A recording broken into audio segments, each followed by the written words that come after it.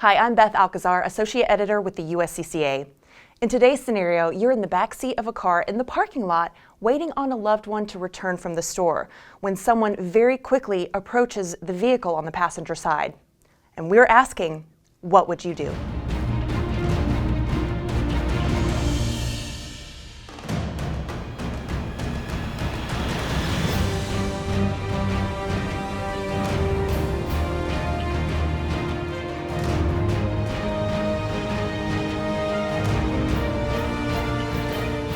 Now, today's scenario actually happened to me not too long ago, and I thought it would be a good idea to present it to you to, again, allow us to think and plan to kind of consider what we would do in a situation similar to this.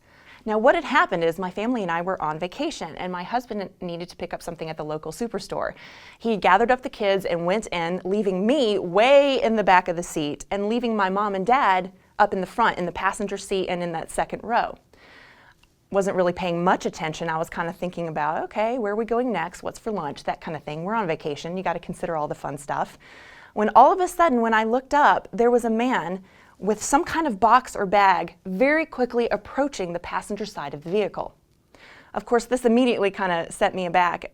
What is this guy doing, and why in the world is he here? I did have access to my firearm, but you have to consider both my mom and dad would have been in the way if I had decided to draw my firearm. The man approached the vehicle, again, with something in his hand, kind of coming up to the window like he was going to knock or he was going to even try to open the door. And my dad simply looked at him and went,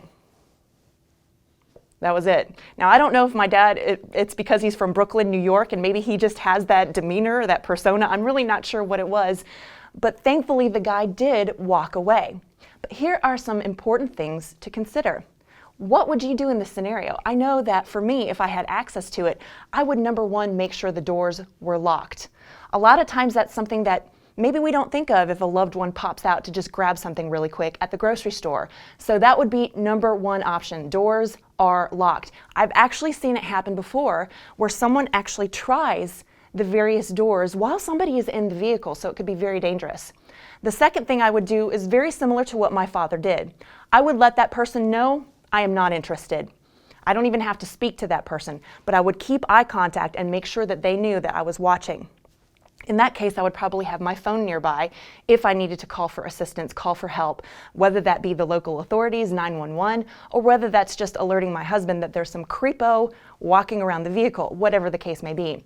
Of course, if this person was threatening with some kind of a weapon, trying to get into the car, looking aggressive, that is definitely the time where I would get to my firearm if necessary. That doesn't mean I need to draw it. That doesn't mean I need to actually use it, but it would be something that I would make sure I would have nearby if necessary. So again, think about, what would you do in this scenario? You're not in the driver's seat, so you can't just pull out of the parking spot and leave. So how would you handle an aggressive or strange person coming at your vehicle in the middle of a parking lot?